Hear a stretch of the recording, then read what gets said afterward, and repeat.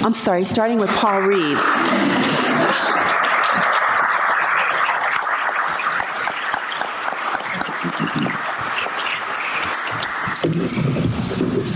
So as the historian on the panel, it's my task to try to help us understand how the LDS Church arrived at June of 1978 in need of a revelation to remove race-based priesthood and temple restrictions. So I wanted to share with you some of the lessons I've learned as I've researched this over the last decade or so. The first lesson is simply that in the first couple of decades of Mormonism, Mormons created an inclusive racial vision. Let me give you some evidence to support that claim. Joseph Smith claims to receive at least 4 revelations instructing him that the gospel must be preached unto every creature, with signs following them that believe. Latter-day Saints like to say unto every nation, kindred, tongue, and people. We have 4 revelations that say every creature. There's no wiggle room. And in fact, early Latter-day Saints seemed to take this notion seriously. Other evidence, 1833, William Phelps publishing a Mormon newspaper in Jackson County, Missouri. So long as we have no special rule in the church as to people of color, let prudence guide. There is no special rule. If you want to suggest the racial restrictions are in place from the beginning, you have to argue against the evidence. Phelps is inviting Black Latter-day Saints to gather to Zion, which has been defined as Jackson County, Missouri. He's afraid they will run afoul of Missouri slave laws. They have to have papers that substantiate their status as freed blacks, and he quotes 2 sections of the Missouri State Code telling them if they gather to Zion without freed papers, they will be subject to being whipped and expelled from the state. We, meaning Latter-day Saints, have no special rule in the church as to people of color, but the state of Missouri does. Therefore, just be prudent if you're going to gather to Zion with us. Other evidence is simply the fact that under Joseph Smith's leadership, black men were ordained to the priesthood. Elijah Abel is the most well-documented black priesthood holder in 19th century Mormon history. He's ordained 3rd of March 36. There's a certificate signed the 30th of March by Joseph Smith himself, which is on display in the LDS Church History Library this month. He's then later that same year ordained a member of the 3rd Quorum of the 70 on the 20th of December, 1836. He also receives washing and anointing rituals in the Kirtland Temple, is among the earliest to perform baptisms for the dead in Nauvoo. He then moves to Cincinnati and will eventually immigrate to Utah. 1853, upon his arrival in the Salt Lake Valley, like was typical in the 19th century, he was rebaptized in 1853 to signify his recommitment to the Mormon faith. In 1857, as a part of the Mormon Reformation, baptized again. You want to challenge his commitment to Mormonism? How about 3 baptisms? And how about serving 3 missions as an ordained priesthood holder? Other evidence of an open racial vision. At Nauvoo, the Saints publish their expectation of who will gather to Nauvoo. They envision people from every land and from every nation, the polished European, the degraded Hottentot, and the shivering Laplander flowing to that city. And then they also envisioned those who would come and worship with them in the temple under construction. They anticipated persons of all languages and of every tongue and of every color who shall with us worship the Lord of hosts in his holy temple and offer up their orisons in his sanctuary. You can go all the way to March of 1847 with Brigham Young on record with an open racial vision. If you want to argue the restrictions in place from the beginning, you have to argue against the evidence. Brigham Young, 3 years after Joseph Smith is dead, is on record with an open racial vision. William McCary is a baptized Latter-day Saint who complains to Brigham Young in winter quarters that he's not being treated fairly as a result of his racial identity. Brigham Young responds, "We don't care about the color." He will also paraphrase Acts 17:26. It's nothing to do with the blood, for of one blood has God made all flesh. We're all a part of the broader human family. When William McCary persists, saying that he doesn't have any leadership positions within Mormonism, Brigham Young will respond by citing favorably a black priesthood holder as evidence that Mormons don't discriminate in even distributing priesthood authority. We have one of the best elders, Brigham Young tells William McCary, an African in Lowell, a barber. He's speaking of Q. Walker Lewis, who lives in the Lowell, Massachusetts branch. He is described by Brigham Young as one of the best elders, an African in Lowell, Massachusetts. He's a barber by trade. His ads in Massachusetts newspapers substantiate that. He was ordained an elder by William Smith, an apostle, and Joseph Smith's younger brother. So as late as March 1847, we have an open racial vision. Lesson number 2, outsiders believed Mormons were too inclusive. What does this open vision look like from the outside looking in? These are some examples of editorials and newspaper articles published about Mormons during those first couple of decades. These are not celebrations of Mormon diversity. Mormons accepted all nations and colors when charge leveled against them. Mormon elders maintained communion with the Indians and walked out with colored women, something that missionaries in the South were accused of. Mormons welcomed all classes and characters into their society. They included aliens by birth and people from different parts of the world as members of God's earthly family. Mormons honored, quote, the natural equality of mankind without accepting the native Indians or the African race. They did what the rest of white society knew should not be done. Native Americans are being excluded with the Indian Exclusion Acts in 1830, and obviously African Americans are being enslaved, and yet Mormons are welcoming them in, is the accusation leveled against them. The Mormons opened an asylum for rogues and vagabonds and free blacks when charged in the state of Missouri. Mormons even promoted black ascendancy over the whites, is another accusation. Especially after Mormons openly announced the practice of polygamy in 1852, this takes on a new life. These accusations take on a new life. As outsiders look in, they imagine that Mormon polygamy is not merely destroying the traditional family, it's destroying the white race. John C. Calhoun argues on the floor of the United States Senate that democracy is the government of a white race, and people who are not white are incapable of practicing democracy. So what you're really doing then, if you're suggesting that Mormons facilitate race mixing, you're not just challenging a suspect religious sect, you are suggesting that they are making America unfit for democracy. So a variety of political cartoons that imagine what the Mormon family, polygamous family must have looked like in the 19th century. This is published in 1870 in John Sherwood's A Comic History of the United States. And it's simply titled A Mormon Family Out for a Walk. You have the enfeebled male patriarch out front, the long string of wives behind, and then the seemingly endless string of children. But it's not the number of wives and children that we should pay attention to, but it's the blatant interracial nature of this imagined Mormon family. A stereotypical black mammy from the plantation south, an Asian wife, an Native American or Pacific Islander wife. Mormon polygamy not merely destroying the traditional family, destroying the white race and making it unfit for democracy. Lesson number 3, the priesthood and temple restrictions developed over time in fits and starts. Certainly then we can look to Brigham Young for the beginnings, but we should understand if you are accused of not being white enough in the 19th century, the most significant way you claim whiteness for yourself is in distance from blackness. And we see Mormons moving across the course of the 19th century away from their own black converts towards whiteness, or an effort at claiming whiteness for themselves.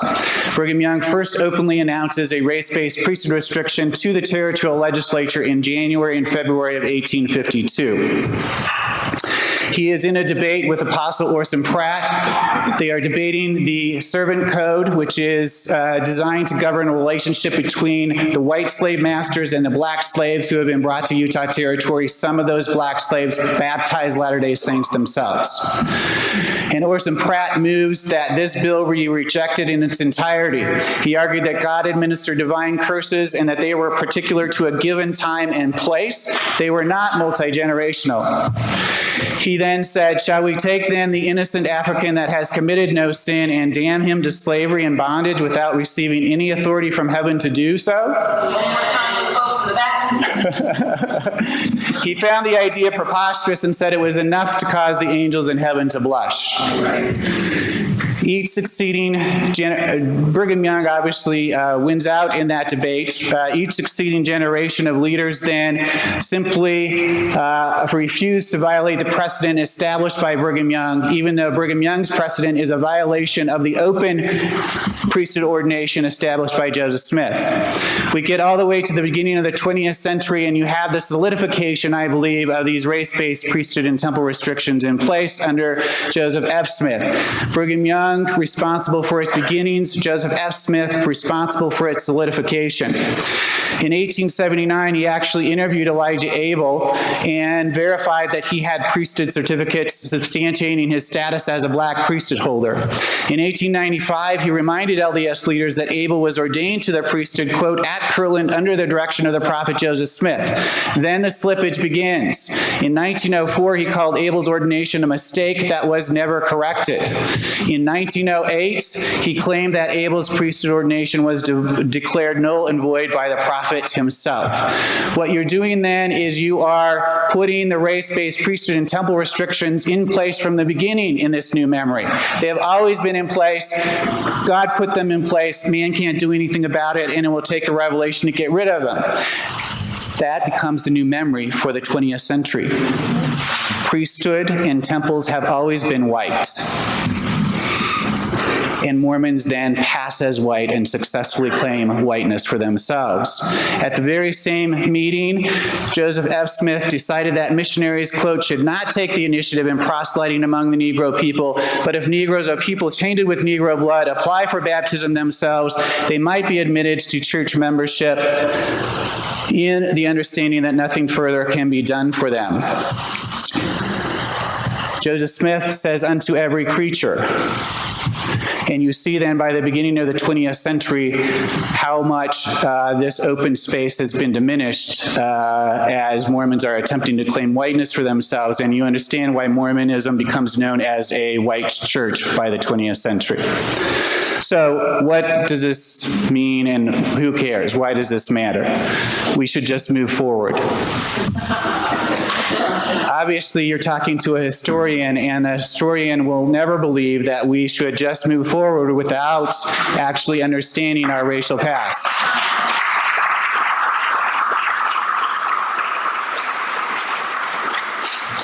The LDS Church disavowed in 2013 the theories advanced in the past from the 19th century about curse of Cain and fence sitter and less valiant in the war in heaven.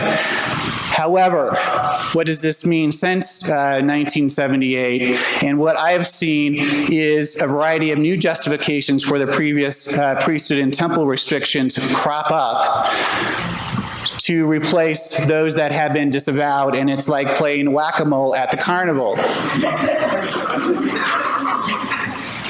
If we don't understand our racial history, we will continue to try these kind of justifications. That's why the history matters. Let me give you some examples. Justification number one that I've heard: spread the gospel in stages. First Jews, then Gentiles, as parallel to, well, first the gospel was to go to the white people and then to the black people. This idea either ignores the history or is ignorant of it. The first documented black person The first documented black person joined the church in 1830, the founding year of the faith. There was no parallel to Jews first, then Gentiles. It was always taken to black people, and black people were ordained in the early days of the church. The notion that the gospel would be taken in stages, white first, then blacks, and parallel to Jews first, then Gentiles, is patently false and historically inaccurate. Number two, God has always discriminated in distributing priesthood power. The tribe of Levi is parallel. The tribe of Levi analogy is a false parallel because none of the other tribes were prevented from partaking of the ordinances necessary for their salvation, like temple and priesthood restrictions prevented black people of African descent from doing. The Levites were in essence the Old Testament equivalent of modern-day temple workers, not the equivalent of modern-day priesthood holders. Their assignment was to care for and serve in the tabernacle and facilitate the keeping of the law of Moses by the other tribes. Their function was to welcome the other tribes into the tabernacle and help them to make their sacrifices as prescribed by the law. The tribe of Levi welcomed the other tribes in, while the priesthood and temple bands kept black men and women out. As Mormon scholar Artis Partial puts it, restricting priesthood to one narrow part of the faithful is not the same as restricting priesthood from one narrow part of the faithful. Number 3, giving black people access to temple and priesthood would have brought down the church. This idea suggests that conforming to American racial norms and prejudices was necessary for the church to survive. However, the same year, 1852, that Brigham Young openly announced a racial priesthood ban, the church openly acknowledged that its members believed in and practiced polygamy. Polygamy brought considerable scorn from the nation and did not end until the federal government nearly ground the LDS church into dust. And yet LDS leaders willfully stood against the crush of derision for what they believed to be a divine principle. Why would conforming to racial prejudices be necessary for the church to survive, but conforming to prevailing marital norms not necessary? Mormons love to quote Joseph Smith's standard of truth from the Wentworth letter, wherein he says, "The standard of truth has been erected. No unhallowed hand can stop the work from progressing. Persecutions may rage, mobs may combine, armies may assemble, calumny may defame, but the truth of God will go forth boldly, nobly, and independent, till it has penetrated every continent, visited every clime, swept every country, and sounded in every ear, till the purposes of God shall be accomplished, and the great Jehovah shall say, the work is done." So no unhallowed hand can stop the work from progressing, and yet treating black people equally would have.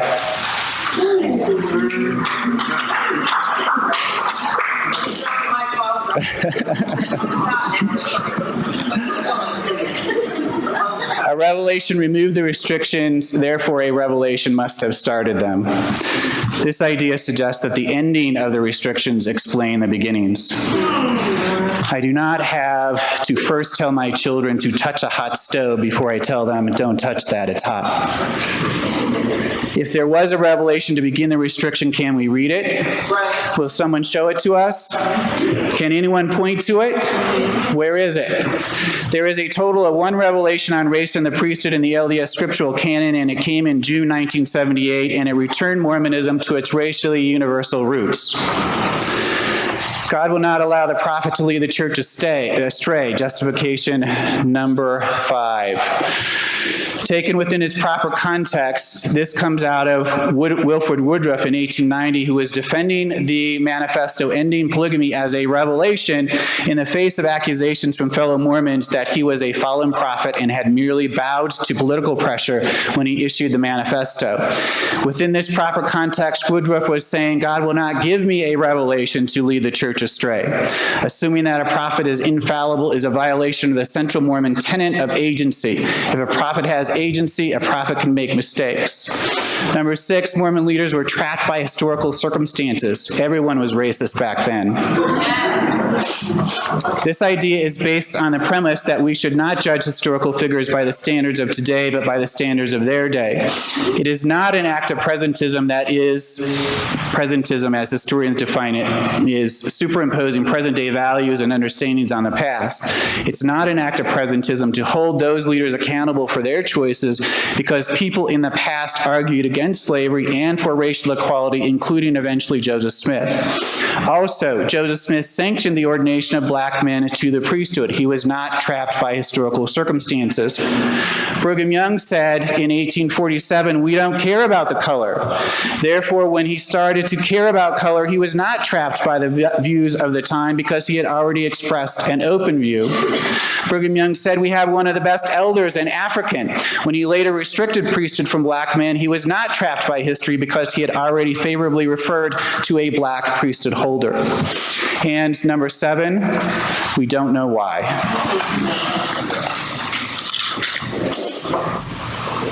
Brigham Young said he knew why. On the 5th of February, 1852, if there never was a prophet or apostle of Jesus Christ spoken before, I tell you this people that are commonly called Negroes are the children of Cain. I know they are. I know they cannot bear rule in the priesthood in the first sense of the word. Anytime someone offers a new justification for the racial restrictions, President Gordon B. Hinckley's probing question to the priesthood brethren of the LDS Church in 2006 is a good response. Hinckley asked, how can any man holding the Melchizedek priesthood arrogantly assume that he is eligible for the priesthood, whereas another man lives a righteous life, but whose skin is of a different color is ineligible? And he's speaking to men in particular, but we can use gender-inclusive language. How can any man or a woman holding a temple recommend or the Melchizedek priesthood arrogantly assume that she or he is eligible for the priesthood or temple, whereas another who lives a righteous life but whose skin is of a different color is ineligible? What Hinckley's question helps us to see is that the prior restrictions were based on arrogant assumptions grounded in racism. New attempts to justify the prior restrictions, no matter how well-meaning, are therefore arrogantly assuming that a white man was eligible for the priesthood, white women for the temple, whereas another who lived a righteous life but whose skin was of a different color was ineligible. Every justification is grounded in the same arrogant assumption.